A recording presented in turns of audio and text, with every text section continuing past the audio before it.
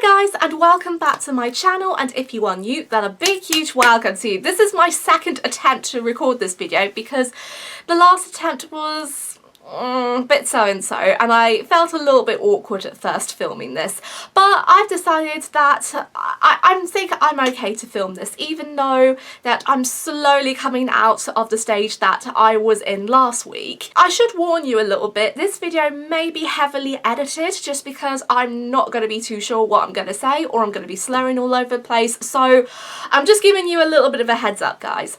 But yes, since last week I have been slowly recovering. If you don't know what happened last week, then I will give you a little bit of a catch up. I quit my job and I was going through a really little bit of a rough stage. When I uploaded my video last week, I had one comment on my video asking me what job did I have before I left, and I told them that my role in my very first job was a youth worker. But to be honest, I knew this question was going to come up because I was planning to film this video ages ago when I first started off, but obviously loads of things happened and work was actually taking most of my time.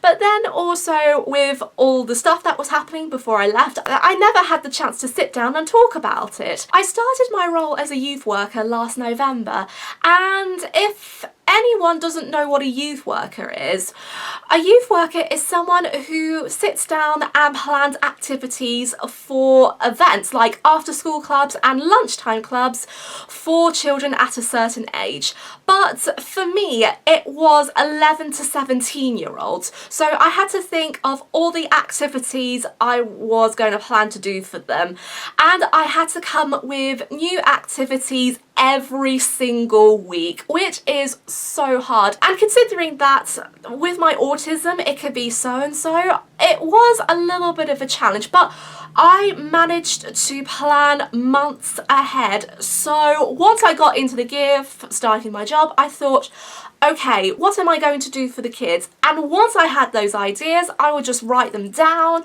or type on them on my laptop, and then I would just do a little bit of research, just try and do a little bit of practicing so I can get a bit more confidence, and then I would just do the session straight away. But the tricky thing is though, at the time I started, I ran 2 sessions. One was the performing arts session, but in the after school club where I worked at, it was called Express Yourself. So it wasn't only performing arts, but it was playing games and just really trying to open up about things really and talk about things that really mattered. And that activity was really truly hard. I was struggling a little bit with this one. But the second session I did, which was much easier and I was more dedicated into it, was arts and crafts. And with the arts and crafts, I found that it was really good and really easy just to come up with a few ideas. And I do have an arts and crafts background because I've made things like jewellery, I do painting from time to time, and I do drawing, and at the moment I'm trying to do some custom doll making, which isn't really going down well, but I'm thinking about trying again because I was supposed to do it during the Christmas holidays, but it didn't really go according to plan. Some of the bits I did at the beginning were really easy because I actually did a few sessions that I know how to do off by heart. However, as time went on, I had to go out of my comfort zone and try to do things that I've never done before. Some bits were successful, some were not, but I did learn something from that. I really just picked up with all those things. And what I decided to do as an individual, but this wasn't anyone's idea, it was my own, every time each session had ended, which was either the Express Yourself or the arts and crafts, I would write down an overall of it about how the children responded to it, what could I learn for next time, and top tips and tricks that I could do by myself.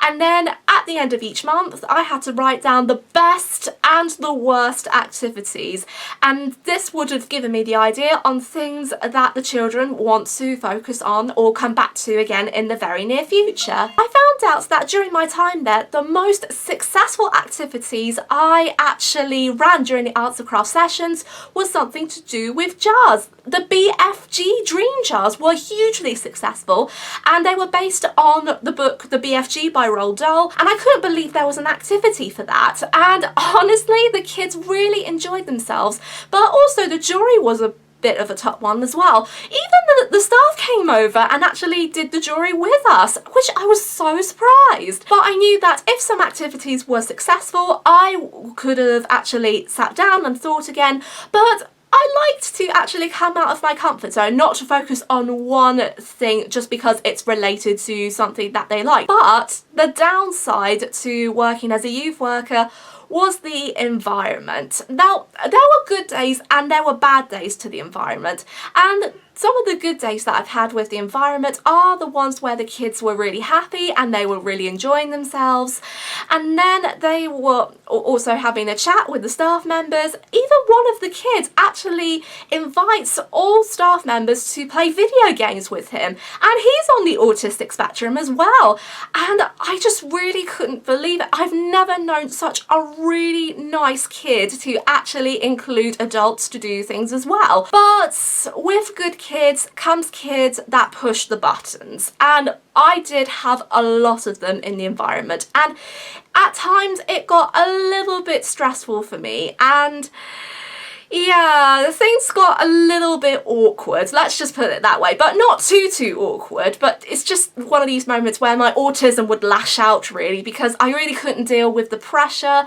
I couldn't really deal with the things that were happened, but I couldn't really deal with things on my own. However, I did have some support from the staff members, but that withered down as time went on, because my old manager thought that I really didn't needed support from other staff members. I needed to work out things on my own, and that really didn't actually work for me really, because for someone who's on the autistic spectrum, I do need one-to-one support sometimes, especially if I can't do bits on my own, but my manager refused to give me that, so that was a little bit awkward.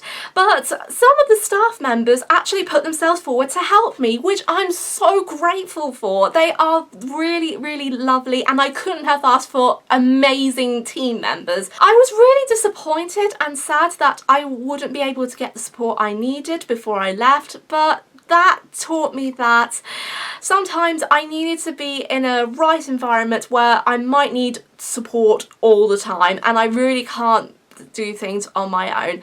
And a couple of times when I did bits on my own, my manager will actually have a sit down to chat to me, and a few times she said to me, you have to think about whether this job is right for you.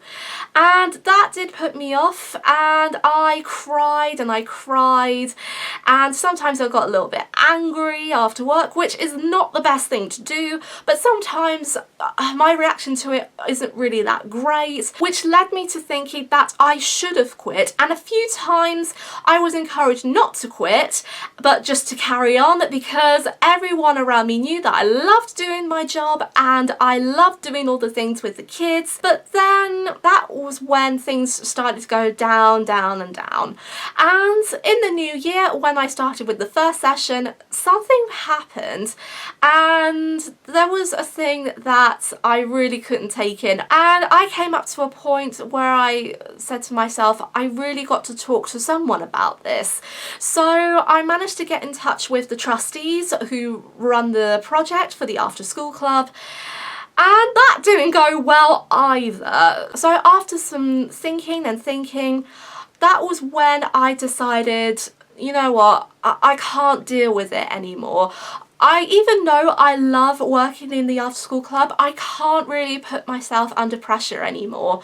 So that's when I said to my parents, I think I'm going to quit my job. I was really sad about this decision, because not only will I ever see the kids ever again, but I was really sad as well because my independence was completely knocked again, because I found out that I couldn't really lead things much as I thought I would, but then also I found that I really cannot take things that I can lead on my own, which is a massive shame really, because I did have a background where I was at Chicken Shed where I had to lead some bits of my own and share ideas.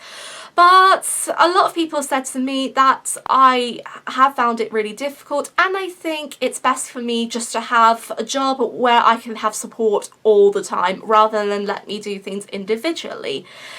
And I'm not the person to give in to these kind of comments, but at the end of the day, really, I'm just going to have to go what I've got, really. But who knows, maybe I will find a job that I will have lots of training within a year, but then they'll just suddenly let me go to do things on my own once I'm feeling confident enough. But yeah, we're just gonna have to see how I go. I know some of my video was all mumbly jumbly, and I didn't really have like a story time video to know how I actually got a job, but I do have a blog post on how I got far to the job I had before I decided to leave last year. So if you want to have a read, I will leave a link in the description box down below. And that's all I've got to say, really, to be honest. I could go on forever and ever, but I think at the end of the day, I don't want to make this video too long because I've made it long enough as it is, really, and I can guarantee it will be over 10 minutes long. But that's the way it goes at the end of the day, really. And I will try and make an attempt to make shorter videos, but it's going to be really hard, and I'm not sure if I'll probably keep it up that way.